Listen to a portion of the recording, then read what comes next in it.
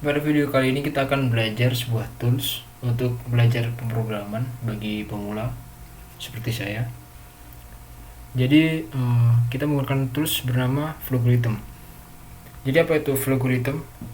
Flowgritem adalah sebuah bahasa pemrograman atau tool yang bisa membantu seseorang untuk belajar bahasa pemrograman dengan lebih mudah. Jadi dia basisnya adalah berbentuk seperti ini. Flowchart gitu. Oke. Kemudian download. Untuk download versi terakhir saat saya shoot video ini yaitu versi 2.25.1 dan dia masih berjalan di Windows saja dan aplikasi Android juga. Tapi untuk Macintosh dan Linux juga bisa menjalankannya, tapi butuh tools bantuan yaitu bernama Wine. Baiklah, karena saya sudah menginstal Flowgritemnya. Untuk instalasinya cukup mudah ya kalau di Windows, tinggal ya basic saja, next finish. Baiklah, ini tampilannya seperti ini, tampilan defaultnya, karena kita bisa mengcustomnya juga. Baiklah, pertama kita akan pengenalan fitur-fiturnya. Untuk file ya biasa ada membuat file baru, kemudian membuka file yang telah kita buat, menyimpannya, kemudian print dan exit. Untuk open ini di sini juga disediakan shortcutnya sehingga teman-teman bisa lebih cepat ya, tanpa harus klik-klik sana sini. Kemudian edit, ada cut, copy, delete, undo, redo, zoom in, zoom out. Kemudian ada juga fitur untuk mengcustom tampilan dari editornya. Kemudian program ada run step, pause, stop, run speed, remove breakpoint, add function, function manager, kemudian program attributes. Untuk run digunakan untuk menjalankan flowchart kita. Kemudian step juga digunakan untuk menjalankan flowchart, akan tetapi per step. Sedangkan run itu satu program penuh dijalankan secara langsung. Kemudian pause sesuai namanya ya digunakan untuk menghentikan sementara jalannya program. Kemudian stop untuk menghentikan. Kemudian untuk run speed digunakan untuk mengatur kecepatan runningnya. Remove breakpoint sesuai dengan namanya, yaitu untuk meremove suatu breakpoint. Kemudian add function digunakan untuk menambahkan suatu function. Jadi di Flowgritem ini kita juga bisa membuat function. Kemudian ada function manager digunakan untuk memanage functionnya. Kita bisa membuat function baru, bisa mengedit function yang telah ada dan menghapus function yang telah ada. Kemudian untuk program attribute digunakan untuk memberikan semacam label atau jadi suatu program itu dibuat oleh siapa. Kemudian untuk tool kita bisa mengganti bahasa editornya. Secara default bahasa yang digunakan adalah bahasa Inggris, tapi teman-teman bisa mengubahnya menggunakan bahasa Indonesia, bahasa Korea, bahasa Tiongkok, bahasa Jerman, dan lain sebagainya. Kemudian kita juga bisa mengubah layoutnya. Kemudian jika apa-apa yang saya sebutkan tadi teman-teman tidak menangkap, teman-teman bisa mengeceknya kembali di dokumentasi. Kemudian di sini juga ada fitur-fiturnya sebenarnya sama saja dengan yang ada di sini tadi, hanya saja udah karena mereka sering dipakai makanya ditaruh di luar itu supaya lebih cepat diaksesnya. Ini untuk open file yang telah kita buat. Kemudian ini untuk menyimpan file yang kita buat. Untuk run, step, pause, stop, run speed. Kemudian ini untuk membuat main dan menampilkan membuat function dan menampilkan function yang telah kita buat. Kemudian ini untuk memanage function. Kemudian zoom in, zoom out. Kemudian mengganti scheme atau mengganti chartnya, kita bisa mengubahnya misalkan menggunakan ping, akan berubah seperti ini, tapi saya akan menggunakan segala sesuatunya secara default. Oke. Kemudian kita akan mengganti layout Windowsnya. Di sini ada beberapa layout Windows yang disediakan. Pertama, chart only. Chart only yang ditampilkan hanya ininya saja, flowchartnya saja. Kemudian untuk variabel yang ditampilkan seperti ini. Di sini ada Windows untuk menampung variabel-variabel yang telah kita buat. Kemudian ada lagi yang namanya code, ada lagi yang console, tapi kita akan menggunakan code and console. Jadi enaknya menggunakan Flowgorithm ini, kita bisa mengetahui gitu loh, dari dua buah lonjongan ini akan membentuk suatu source code seperti ini. Dan kita bisa memilih beberapa bahasa, banyak. Ada Python, PHP, Perl, Pascal, TypeScript, dan lain sebagainya. Tapi karena kita akan belajar Java, kita pilih yang Java saja. Jadi di sini kan ada warna yang sama nih. Jadi sebenarnya mereka itu adalah ini akan membentuk seperti ini, main. Jadi ini adalah function main, dan n ini adalah ini. Kemudian untuk console, fungsinya adalah untuk menampilkan hasil flowchart yang dieksekusi. Oke, kita masuk ke contoh pertama. Misalkan kita ingin membuat program sederhana yaitu Hello World. Bagaimana caranya? Kita klik di panahnya ini, sekali klik, kemudian akan ditampilkan beberapa pilihan. Ada statement, input output, variable, control, dan looping. Untuk input dan output ya ada input dan output, variable ada declare dan assign, control ada if dan call, looping ada while, for, dan do. Karena kita ingin menampilkan tulisan hello world, maka kita akan memilih yang output. Klik output, klik 2 kali. Nah, kita ingin menampilkan suatu string, jadi harus dikasih ketik. Misalkan hello world. Kemudian klik. Sebelum itu di sini ada new line.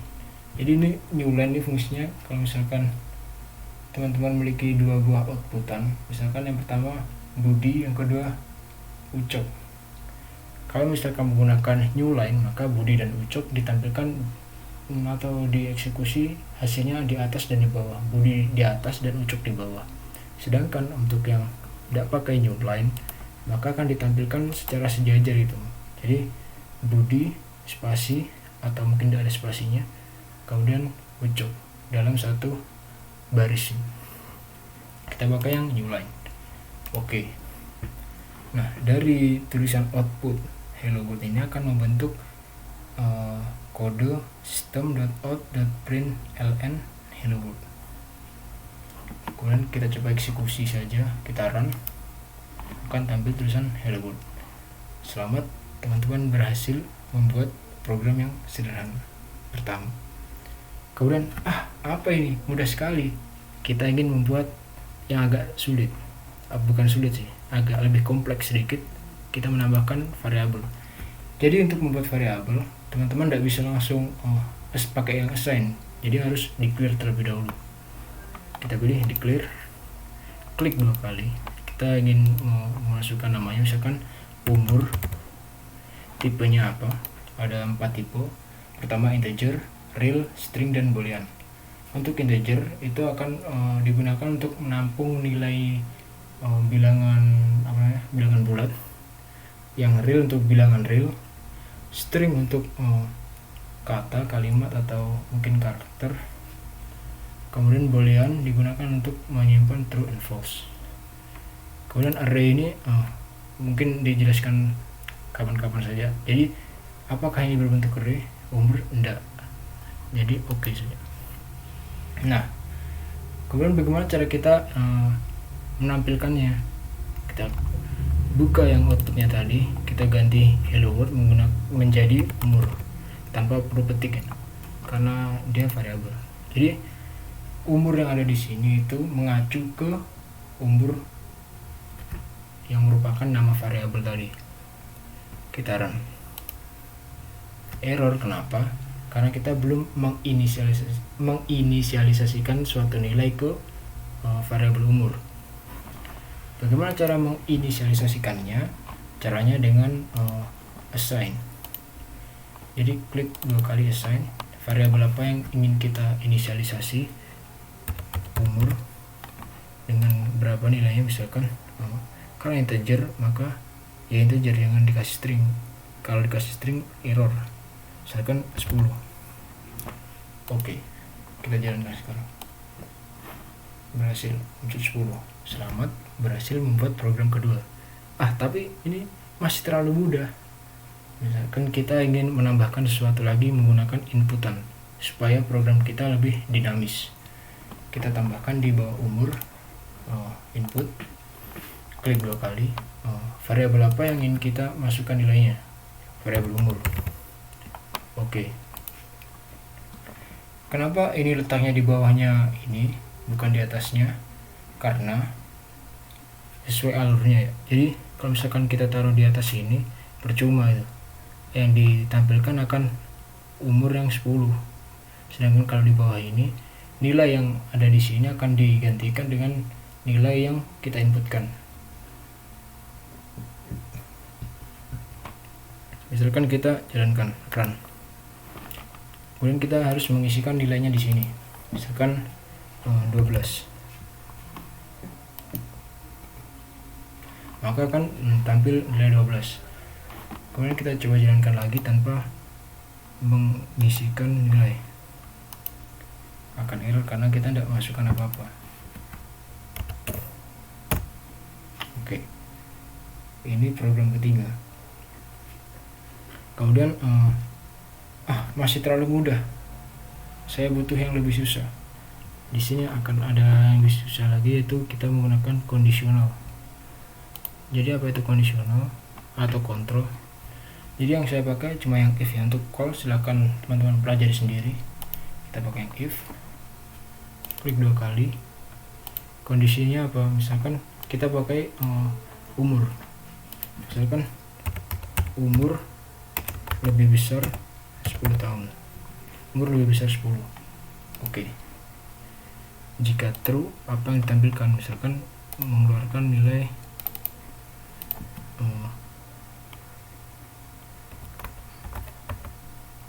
cukup umur. Oke. Kalau misalkan kurang, misalkan output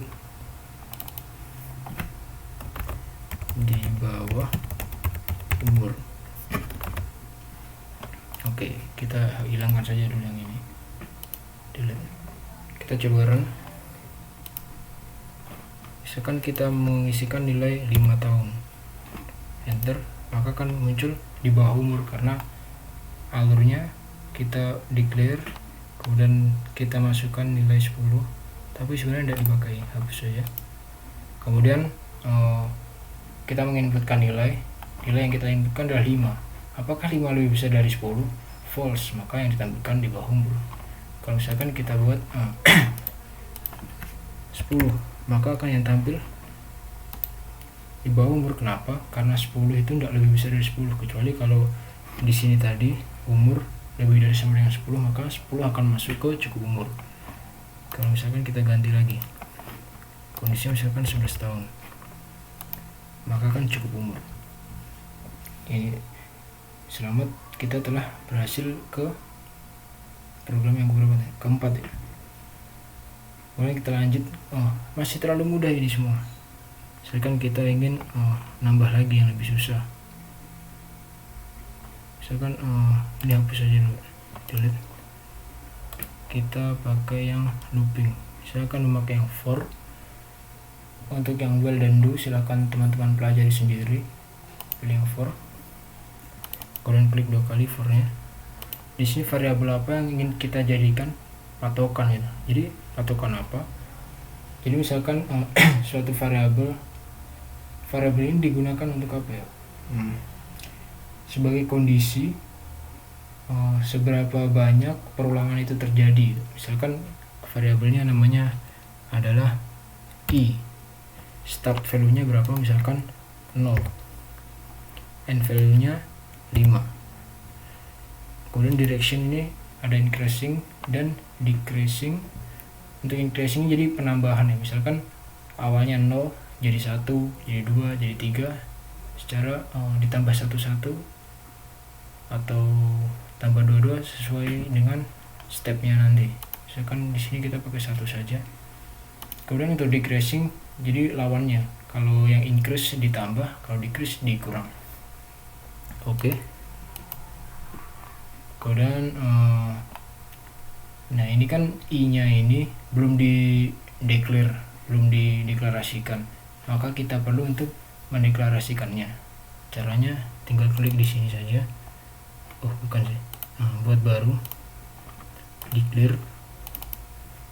Nama variabelnya adalah i, tipenya integer. Oke. Kemudian misalkan kita ingin menampilkan nilai i-nya, outputnya berarti i.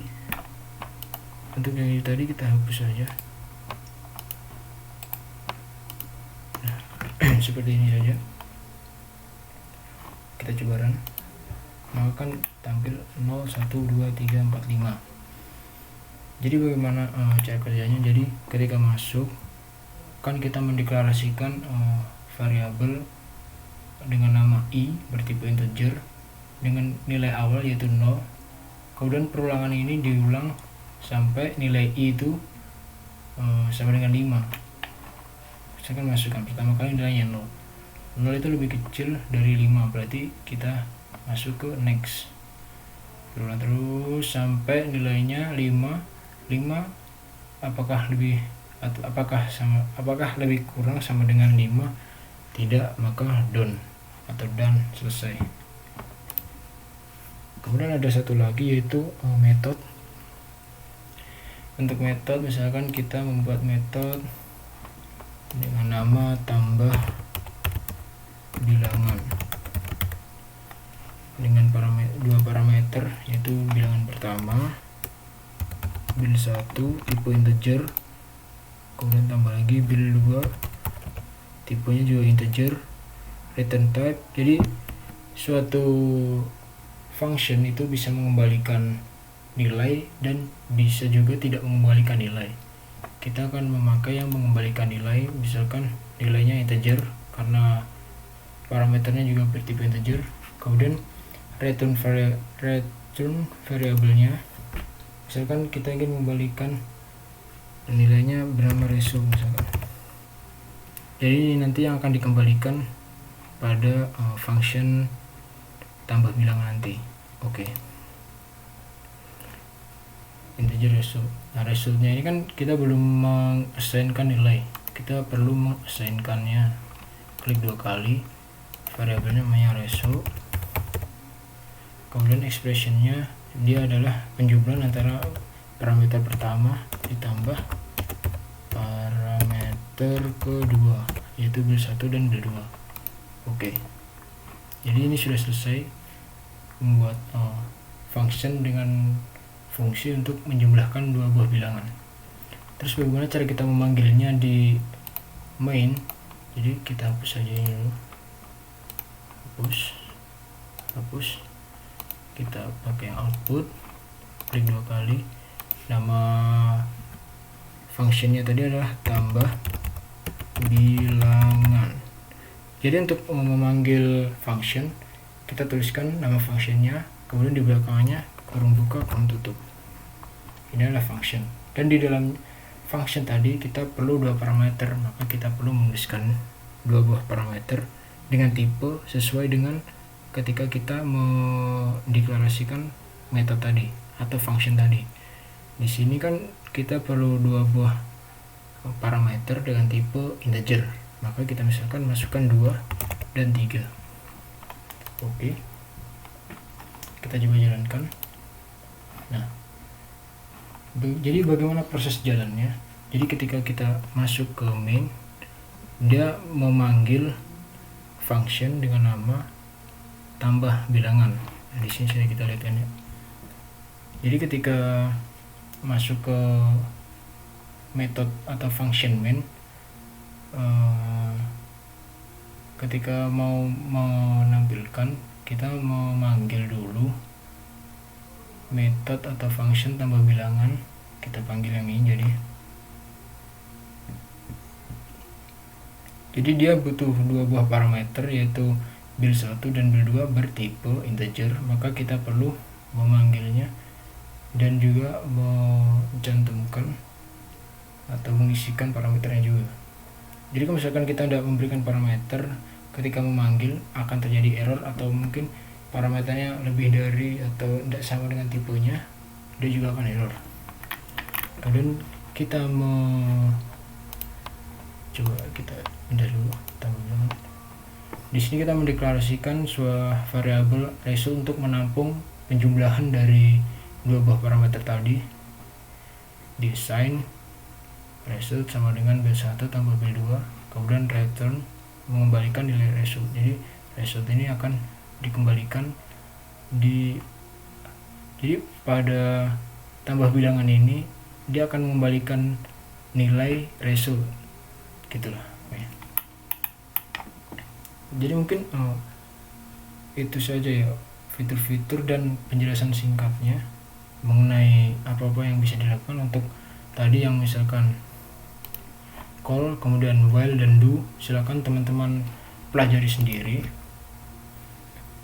Terima kasih atas perhatiannya. Semoga apa-apa yang saya bicarakan selama beberapa menit tadi bisa bermanfaat. Sekian dan terima kasih.